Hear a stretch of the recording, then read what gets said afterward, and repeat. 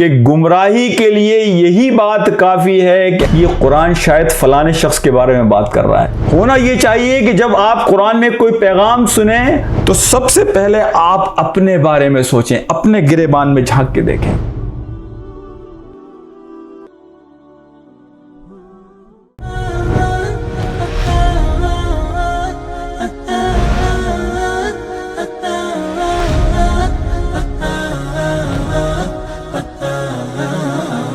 कुरान में अल्लाह ने जो वाक़यात बयान किए हैं, कुरान में अल्लाह ने जिन शख्सियात का जिक्र किया है, ये हमारा ईमान होना चाहिए कि कुरान का एक लफ्ज़, एक लेटर भी बग़ैर किसी वजह के अल्लाह ने कुरान में शामिल नहीं किया है। कोई वजह है, कोई रीज़न है।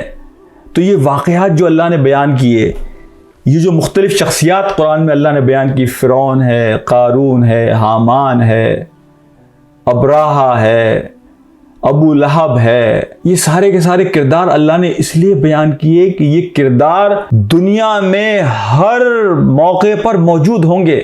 उनके नाम मुख्तलिफ हो सकते हैं, लेकिन ये किरदार दुनिया में हमेशा मौजूद रहेंगे। आज भी आपको क़ारून नज़र आएंगे, आज भी आपको हामान नज़र आएंगे, आज भी आपको फ़िरौन नज़र आएंगे, आज भी आपको अबू लहब जैसे किरदार नजर आएंगे। तो ये कुरान हमें सिखाता है कि इनसे हम सबक कैसे हासिल करें। कुरान के बारे में अल्लाह ने कहा ना कि हमने इसे तुम्हारे लिए आसान बना दिया। आसान इन मानों में कि एक तरीका तो ये है कि तुम खुद ठोकरें खाकर, गलतियां कर कर सबक सीखो। एक ये है कि अल्लाह ने इन वाक़यात के ज़रिए तुम्हारे सामने एक रहनुमाई फराहम कर दी ताकि तुम्हें मुश्किलात से गुजरना ना पड़े।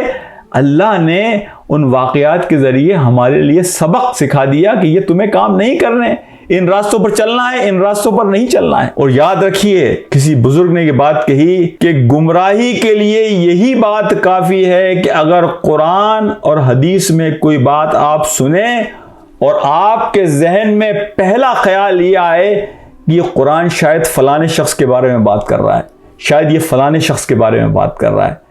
अगर पहला ख्याल आपके जहन में यह आए कि ये कुरान किसी और के बारे में बात कर रहा है, तो हमारे शेख ये बात कहते हैं कि इंसान की गुमराही के लिए यही काफ़ी है।